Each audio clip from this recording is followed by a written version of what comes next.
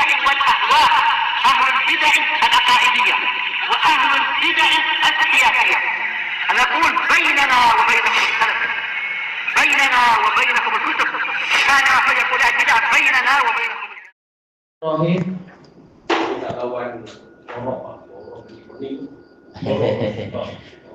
Kita sudah pernah baca surah belum yang malam ya, dari semalam?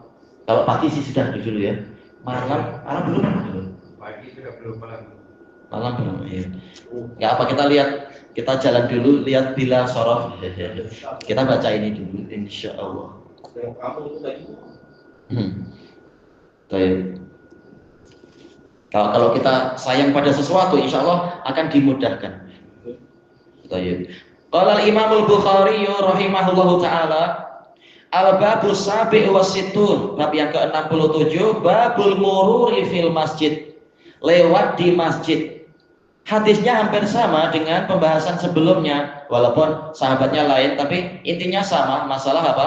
Kalau melewati masjid dalam keadaan kita membawa sesuatu yang berbahaya, hendaknya kita jaga baik-baik, jangan sampai mengenai orang di situ. Tapi Imam Bukhari membuat babnya itu berlainan. Bab pertama masalah menahan bahaya kalau mau ke masjid, jangan sampai membahayakan orang di situ. Sekarang babnya adalah lewat di masjid. Kenapa sampai ada bab serinci itu? Karena ada hadis yang sahih memang diriwayatkan oleh Imam Ahmad dan lain-lain, hadisnya sahih, bahwasanya di antara tanda kiamat adalah masjid hanya tempat untuk murur, sekedar lewat, orang tak mau ibadah di situ atau zikir-zikir, sholat atau baca Quran atau apa, sekedar untuk apa? Sambil sekedar jalan, orang lewat saja, melintas. Ini tanda kiamat, menunjukkan kurangnya penghormatan kepada masjid, kurangnya rasa cinta kepada masjid dan seterusnya. Tetapi bukan berarti kita tidak boleh untuk lewat di masjid. Kenapa? Kalau tidak ada dalil yang mewajibkan kita masuk ke masjid, maka kita tidak boleh memang mewajibkan itu. Belum waktunya sholat subuh misalkan, atau belum waktunya sholat duhur, orang ingin lewat, tak masalah, tidak sampai dosa itu. Memang dia ada keperluan di tempat lain, jalannya memang di situ. Tapi janganlah sampai hanya melintas di dalam masjid, tapi ya di luarnya. Kalau kita di dalam masjid, hendaknya kita menghormati itu masjid. Kita sempatkan untuk doa masuk masjid, nanti doa keluar masjid. Kalau kita punya wudhu, kita sholat sunnah dulu, memuliakan pemilik masjid itu, yaitu Allah Ta'ala. Adapun kalau kita tidak punya wudhu, tak ada kewajiban untuk sholat tahiyatul masjid, menurut pendapat yang betul. Nah, dalil yang menunjukkan memang tidak wajib untuk setiap kali lewat di masjid kita harus beribadah di dalamnya, kecuali ada dalil khusus. Secara umum adalah hadis yang akan didatangkan oleh Bukhari ini, yaitu tidak berdosa kita lewat di masjid. Yang penting ada adab-adabnya. Kita baca al-hadisus tsani wal khamsun ba'da arba'imi'ah, 452. Haddatsana Musa bin Ismail, qala haddatsana Abdul Wahid, qala haddatsana Abu Burdah ibnu Abdullah, qala sami'tu Aba Burdah an abihi, dari ayahnya, anin Nabi sallallahu alaihi wasallam qala man marra fi syai'in min masajidana, barang siapa lewat di sebahagian dari masjid-masjid kami, au aswaqina, atau pasar-pasar kami, binabel, yaitu dengan anak panah, fal ya'khud ala nisaliha, hendaknya dia memegang bagian besinya, yaitu bagian yang tajam itu, yang runcing itu. La ya'kir bikafihi musliman, yaitu jangan sampai dia ya'kir. Asal dari ya'kir adalah yatbah, menyembelih. Tapi maksudnya adalah jangan sampai melukai, apalagi sampai membunuh, mencelakai seorang muslim dengan telapak tangannya itu. Ya bahaya, terutama waktu haji. Orang beribu-ribu atau berjuta-juta, ada orang bawa panah, bahaya itu. Iya betul. Atau bawa besi apa, tak tahu, bawa jarum, sebelahnya itu boleh tertusuk, ini berbahaya. Atau ada yang bawa pisau, ini na'udzubillah. Iya, harus ada. Kalau tak ada, tangan kita yang menutupi, melindungi orang lain. Jelas apa? Harusnya ada tabungnya ya, dimasukkan dalam tabung misalkan. Di sini Imam Bukhari meriwayatkan dari salah satu guru tertua beliau dan salah satu guru yang paling hebat, yaitu Musa ibnu Ismail, Abu Salamah At-Tabudaki Al-Basri, siqatun imamun katsirul hadits, ulama Basrah. Qala haddatsana Abdul Wahid, beliau adalah Abu Bishr Abdul Wahid bin Ziyad Al-Basri, siqatun min asbatin nasfi Al-A'mash. Jadi A'mash punya banyak murid, beribu-ribu murid. Murid yang terbaiknya nomor 1 adalah siapa? Abu Muawiyah Ad-Dharir, Muhammad ibnu Qasim Al-Kufi. Yang kedua terbaik adalah Syu'bah Al-Khilaf. Apakah Syu'bah ataukah As-Sauri? Tak masalah. Mungkin As-Sauri.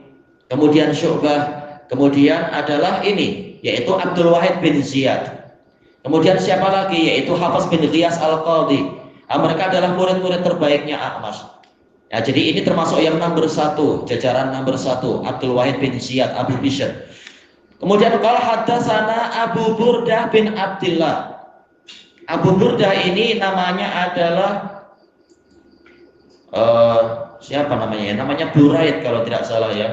Buraid bin Abdillah. Anaknya bernama Burdah. Mungkin Burdah perempuan, mungkin memang namanya gitu. Apa namanya? Kunyahnya jadi gitu. Kalau tak salah namanya adalah Buraid bin Abdillah Al-Kufi, dan beliau adalah Al-Faqih. Qala sami'tu Aba Burdah. Ini bagaimana maksudnya? Jadi Abdullah sendiri dia adalah Abu Burdah. Tayyib. An abihi, yaitu siapa? Ayahnya adalah Abu Musa Al-Ash'ari, namanya Abdullah. Makanya ini agak unik cara menghafalnya ini. Abu Burdah bin Abdillah meriwayatkan dari Abu Burdah bin Abdillah. Memang ini apa nasab apa ini, cucu ke ayah ke datuk. Ini memang satu nasab, semuanya Ash'ariyun. Abu Burdah bin Abdillah ini beliau adalah Ash'ari, Kufi. Ash'ari Yaman tapi sudah pindah ke Kufah. Namanya kalau tak salah Buraid bin Abdillah. Mengatakan saya mendengar Abu Burdah, yaitu namanya Abdullah. Sebentar, betul tidak ya? Karena memang agak pelik dia itu. Ada yang mengatakan namanya adalah Buraid juga. Jadi Buraid muncul 2 kali, yaitu Buraid bin Abdillah meriwayatkan dari Buraid bin Abdillah. Memang Abu Burdah namanya Buraid, meriwayatkan dari ayahnya. Ayahnya adalah Abdullah bin Abi Burdah. Abu Burdah yang atas namanya juga Buraid bin Abdillah. Dunia dengan sini adalah Iya. Ini datuk ke apa ini, cucu ke ayah, ke datuk ke pangkat atas lagi. Ini satu keluarga semua. Abu Burdah Al-Thani, Abu Burdah Al-Awwal. Iya. Nah, Abu Burdah yang pertama, yang paling yang tabi'i, murid dari Abu Musa Al-Ash'ari ini, murid dan anak sekaligus. Nah, Abu Burdah yang ini dia dibunuh oleh Hajjaj bin Yusuf. Hajjaj memang bunuh banyak ulama. Karena apa? Sebagian dianggap tidak taat, sebagian memang memberontak. Yang tidak memberontak tapi dianggap tidak taat, dimasukkan penjara juga sampai mati. Di antaranya ya ini, Abu Burdah bin Abi Musa Al-Ash'ari, namanya Buraid. Cuma yang menjadi pembahasan sekarang adalah bukan pembahasan itu tentunya. Anin Nabi sallallahu alaihi wasallam man marra fi syai', barang siapa lewat di sebahagian min masajidina, dari masjid kami. Terpaksa lewat mungkin ya, karena mungkin lewat luar agak berpusing jauh. Mungkin apa? Di Makkah dan di Madinah itu kalau kita lewat luar, harus pusing jauh, masjidnya besar sekali. Boleh tak untuk kita shortcut aja lah, masuk masjid tembus sampai sana. Saya kan mau turun dari bus, saya mau mungkin ingin ke pekuburan Baqi lah, atau mungkin ke seberang sana. Kalau harus berputar jauh sekali, ya sudah saya tembus masjid. Baik. Maka kata Rasulullah Shallallahu Alaihi Wasallam, barang siapa lewat di sebagian dari masjid kami, au aswatina, atau di pasar-pasar kami. Jadi bukan hanya masjid, adab ini juga berlaku di pasar, tempat perkumpulan orang-orang. Intinya jangan sampai kita menimbulkan bahaya. Binablin, membawa anak panah. karena suatu keperluan, terutama di masa lampau untuk perang, untuk jihad, jangan sampai malah melukai orang lain. Falyakhud ala nisaliha, hendaknya dia memegang. Kenapa digunakan lafaz ala? Sementara kita tahu akhadha ya'khudhu ini fi'il yang muta'addi, langsung masuk kepada maf'ul bih tanpa perantaraan harf. Tapi kenapa Nabi menggunakan harf? Boleh jadi ini lil isti'la, yaitu betul-betul jaga baik-baik. Jangan sampai anak panah itu tahu-tahu bergerak kena orang misalkan atau apalah, atau kita tersungkur jatuh, panahnya jadi menggores kaki orang lain. Betul-betul dijaga baik-baik. Masuk ya. Kalau panah dan racun tuh, Nah, inilah yang terjadi, yaitu yang menyebabkan Ibnu Umar radhiyallahu anhu wafat adalah peristiwa itu. Jadi ketika Ibnu Umar mau wafat, beliau jatuh sakit. Nah, kemudian Hajjaj bin Yusuf masuk menemui beliau, "Wahai Abu Abdurrahman, kalau saya tahu siapa yang membuat Anda celaka seperti ini, saya akan hukum dia." Kata Ibnu Umar, "Kamulah yang membuat saya celaka. Kamu mengizinkan pasukanmu masuk ke dalam masjid membawa senjata-senjata di masa orang sedang banyak. Padahal Nabi melarang seperti ini. Akhirnya aku kena. Beliau terkena apa? Terkena entah pisau atau terkena besi anak panah. Dan ternyata anak panah itu beracun. Makanya ada yang mencurigai, jangan-jangan apa itu? Siapa tadi? Hajjaj bin Yusuf berusaha membunuh Ibnu Umar. Dia takut pada Ibnu Umar, tapi pengaruh Ibnu Umar besar. Ulama yang sangat berwibawa, suka nahi mungkar. Boleh jadi Hajjaj bin Yusuf takut kepada dia dan kemudian membuat tipu daya macam itu, menyuruh pasukannya masuk ke masjid, periksa-periksa dalam keadaan bawa senjata. Padahal itu di musim haji, orang sedang penuh. Akhirnya Ibnu Umar kena. Dan ternyata memang ada racunnya. Boleh jadi memang disengaja menurut sebagian riwayat. Akhirnya beliau meninggal dunia. Ibnu Umar ini kan sahabat. Oh jelas, sahabat yang termasuk yang paling banyak meriwayatkan hadis. Iya, kalau memang betul itu terjadi ya mati syahid, atau mungkin tidak sengaja, insya Allah mati syahid juga. Nah, Ibnu Umar mengatakan, kamu yang membuat saya seperti ini, kamu menyuruh orang, sementara Nabi melarang yang seperti itu. Dia mati sebab Iya, racun tadi ya. istilahnya anak panah yang kena kaki beliau itu ada racunnya. Entah bagaimana itu, apakah memang Hajjaj bin Yusuf sengaja atau mungkin dia bermudah-mudah diperiksa-periksa orang. Namanya masa itu banyak pemberontakan, ternyata pasukannya ada yang anak panahnya beracun, kena Ibnu Umar. Umat rugi dengan wafatnya Ibnu Umar. Na'udzubillah. Nampak juga tu. Orang tu dia kena kenal sahabat askar. Kenapa? Askar tu tak kenal sahabat Nabi. Tak tahu namanya beribu-ribu waktu itu, entah tak tahu gimana. Ya memang menyusahkan peristiwanya, menyedihkan. Dan hadis ini menunjukkan bahwasanya larangan tadi bukan hanya di masjid, tapi di tempat berkumpulnya banyak orang, yang dikhawatirkan akan timbul bahaya kalau kita bermudah-mudah membiarkan senjata itu terbuka. Baik.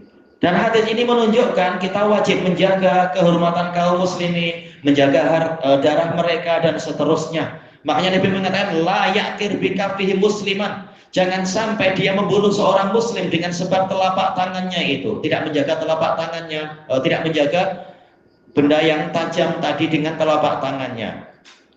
Tapi kalau seperti ini saja dilarang, bagaimana orang yang pergi ke tempat ramai membawa bom untuk bunuh diri atau benda-benda yang berbahaya? Jelas ini naudzubillah. Mungkin kalau anak panah hanya melukai 1-2 orang, bom boleh berpuluh-puluh orang mati dan sebagainya. Dosanya tentunya berlipat ganda, naudzubillah. Cuma yang menjadi sisi pendalilan di sini apa? Nabi tidak melarang untuk orang itu lewat di masjid ataupun lewat di pasar, tetapi ada adab-adabnya. Tentunya secara mustahabnya ya itu tadi, kita sholat sunnah kalau emang kita punya wudu, ya zikir-zikir atau apa. Kalau tidak sampai dosa, kita memang ingin lewat, ingin cepat misalkan atau apa, tidak sampai berdosa. Kecuali ada dalil yang ini sudah iqamat, kita wajib untuk ikut sholat kalau kita laki-laki yang mukim dan seterusnya. Tayyib ilahuna wallahu a'lam. Subhanakallahumma wa bihamdika la ilaha illa anta astaghfiruka wa atubu ilaik. Alhamdulillahirabbil alamin. Jazakumullahu khairan.